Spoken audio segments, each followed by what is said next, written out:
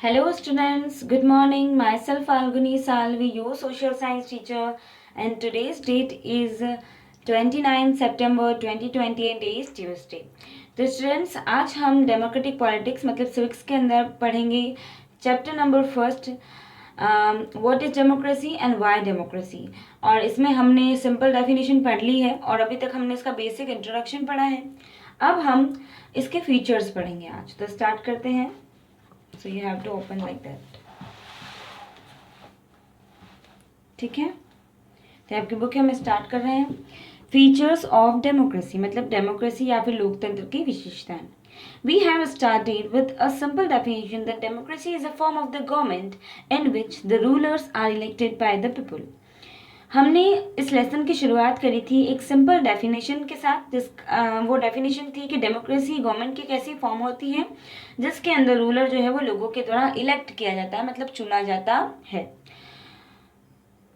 This raises many question, और इसके कारण हमारे दिमाग में बहुत से सवाल भी उठते हैं। कैसे सवाल?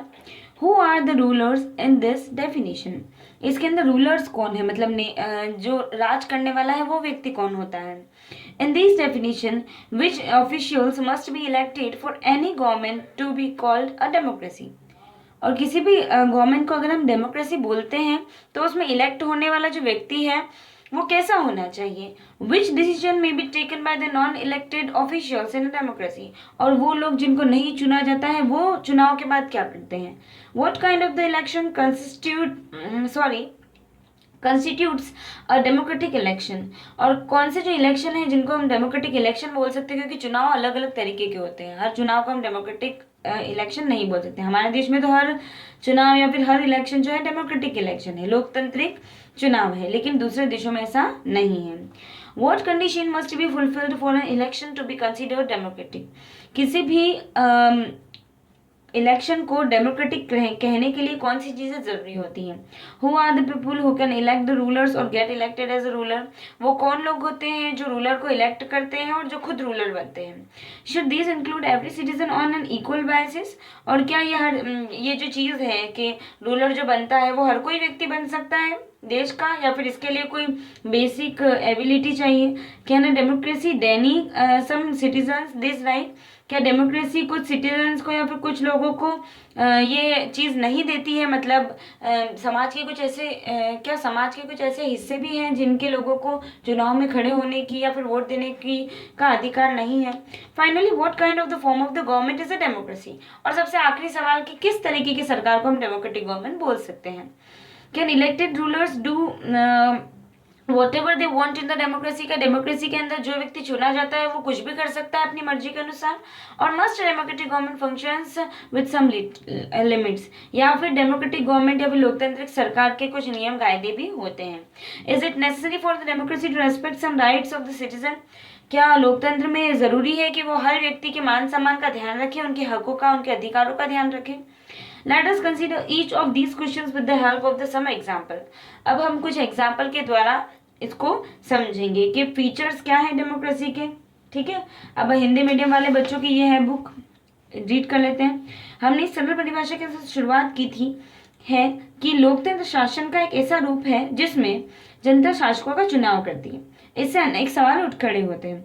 इस परिभाषा के अनुसार शासक कौन है, किसी सरकार को लोकतांत्रिक कहे जाने के लिए उसके किन अधिकारों का चुनाव होना आवश्यक है, लोकतंत्र में वे कौन से फैसले हैं जो बिना चुने हुए अधिकारी भी ले सकते हैं, किस तरह के चुनाव को लोकतांत्रिक चुनाव कहते हैं, किसी चुनाव को लोकतांत्रिक कहने के लिए किन शर्तों को पूरा किया जाना जरूरी है, कौन लोग शासकों को चुनाव कर सकते हैं या खुद शासक चुने जा सकते हैं, क्या इनमें प्रत्येक नागरिक का बराबरी की हैसियत से भाग लेना जरूरी है, या कोई लोकतांत्रिक व्यवस्था अपने कुछ नागरिकों को इस अधिकार से वंचित भी कर सकती है। क्या फिर कुछ ऐसे लोग भी होते हैं जो वोट नहीं देते हैं या फिर उनको चुनाव में खड़े होने की इजाजत नहीं होती। सरकार के किन स्वरूपों को लोकतांत्रिक कहेंगे, क्या चुने हुए शासक लोकतंत्र पर अपनी मर्जी से सब कुछ कर सकते हैं या लोकतांत्रिक सरकार के लिए कुछ लक्ष्मण रेखाओं में बंधकर काम करना जरूरी है, क्या लोकतांत्रिक शासन व्यवस्था को नागरिकों के कुछ अधिकारों का आदर करना चाहिए। आइए कुछ उदाहरणों के साथ इन सब पर बारी बारी से विचार करते हैं। तो अब हम स्टेप बाय स्टेप हम जानेंगे, और सबसे पहले हम इसके उदाहरण को जानते हैं। ठीक है स्टूडेंट्स, तो स्टूडेंट्स हम स्टार्ट करें अब आपका next topic, major decisions by the elected leaders. जो नेता चुने जाते हैं वो किस तरीके के डिसीजंस करते हैं, या फिर पूरी दुनिया के अंदर ऐसे कुछ नेताओं के बारे में हम जानेंगे जिन्होंने अपना हक हर चीज़ पे जमाया, लेकिन वो हकीकत में डेमोक्रेटिक गवर्नमेंट नहीं कहलाई। तो क्या हुआ उसके अंदर, ये जानने के लिए हमको इसको रीड करना पड़ेगा। In Pakistan, General Pervez Musharraf led a military coup in October 1999. He overthrew a democratically elected government and declared himself the chief executive of the country. इसमें दे रखा है पाकिस्तान के अंदर एक जनरल आए थे जो कि मिलिट्री में वर्क करते हैं, Parvez Musharraf.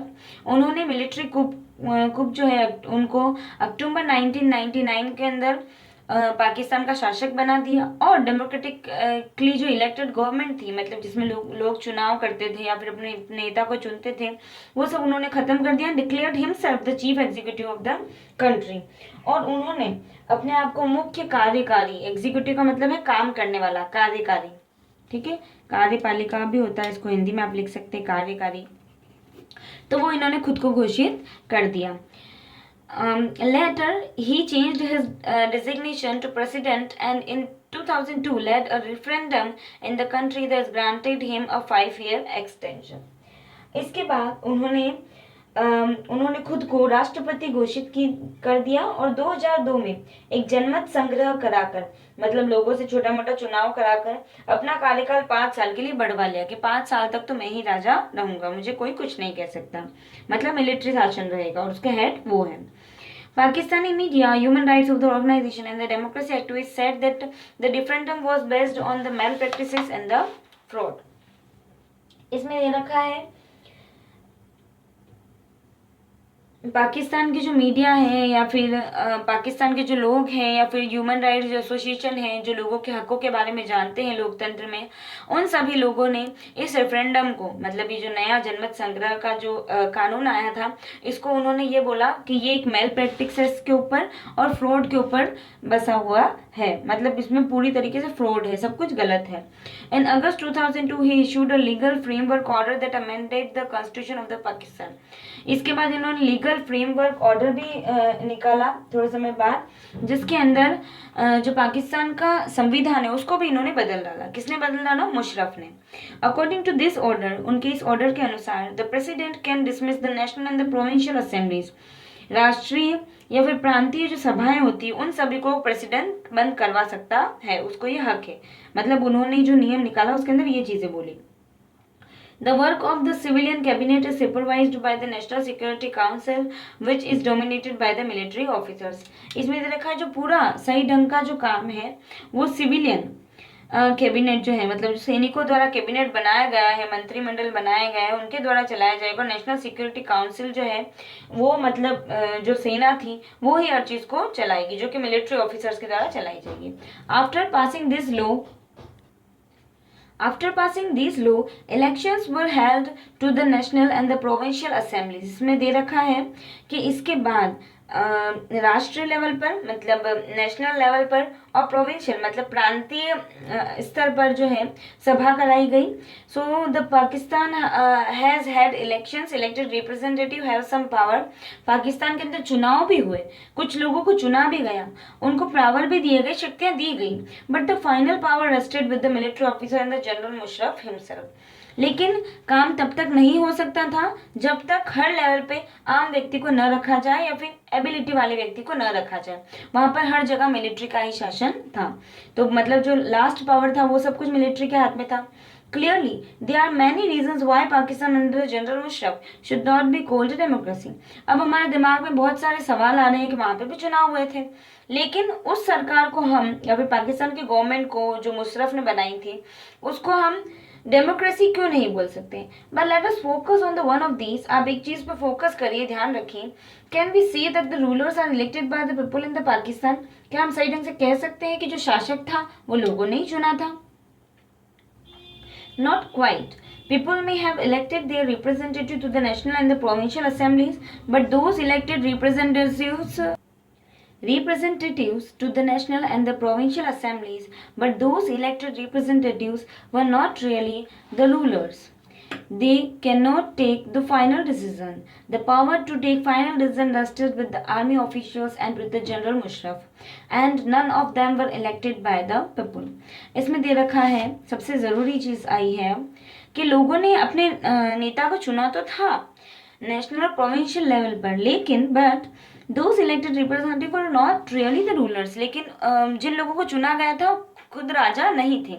Rulers they can not take the final decision, उनके ऊपर उनके हाथों में ये हक नहीं था कि वो सही ढंग से फैसला ले सके पूर्ण रूप से, क्योंकि the power to take the final decision मतलब जो आखिरी निर्णय है वो सब कुछ लेने की जो रिस्पॉन्सिबिलिटी है वो सिर्फ आर्मी ऑफिशियल्स को ही दी गई थी, और उनका हेड था जनरल मुशर्रफ, जिनमें से लोगों ने किसी को भी नहीं चुना था, क्योंकि आर्मी वालों ने खुद ने अपना राज जमाया और उन्होंने कुछ लोगों को चुनाव में खड़ा किया है, हमने चुना भी है लोगों ने, पाकिस्तान के लोगों ने, लेकिन उन लोगों को पूरा हक नहीं दिया गया कि वो लोगों की बातों को सुने और फैसला सुना सके। लास्ट जो सारी चीजें वो हैंड ओवर थी मुशर्रफ के हाथों में। This happens in the many dictatorship and the monarchy, ऐसी ही बहुत सारी चीजें होती है, बहुत सारी डिक्टेटरशिप मतलब बहुत सारी तानाशाहियों के अंदर और शाही जो राज होता है उसके अंदर।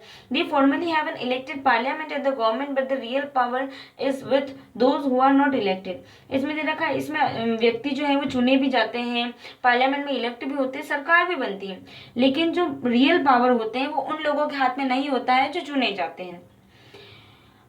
In a few countries, the real power was with some external powers and not with the locally elected representatives. This cannot be called the people's rule. इसमें दे रखा है कि बहुत सारे ऐसी सरकारें भी होती है जिसके अंदर जो एक्सटर्नल पावर होते हैं वो लोकली जो रिप्रेजेंटेटिव होते हैं उनको दिए गए हैं, तो इसको भी हम लोगों का राज नहीं कह सकते, क्योंकि आप कुछ राज लोगों को नहीं दे सकते। जैसे कि हमारा प्रदेश या फिर हमारी स्टेट राजस्थान, तो राजस्थान के जो मुख्यमंत्री है वो अशोक गहलोत है, तो अगर प्राइम मिनिस्टर या फिर प्रेसिडेंट ये कह दे कि जो फाइनल डिसीजन है वो हमारा ही है, तो हमारी गवर्नमेंट का कोई भी मतलब नहीं रहेगा।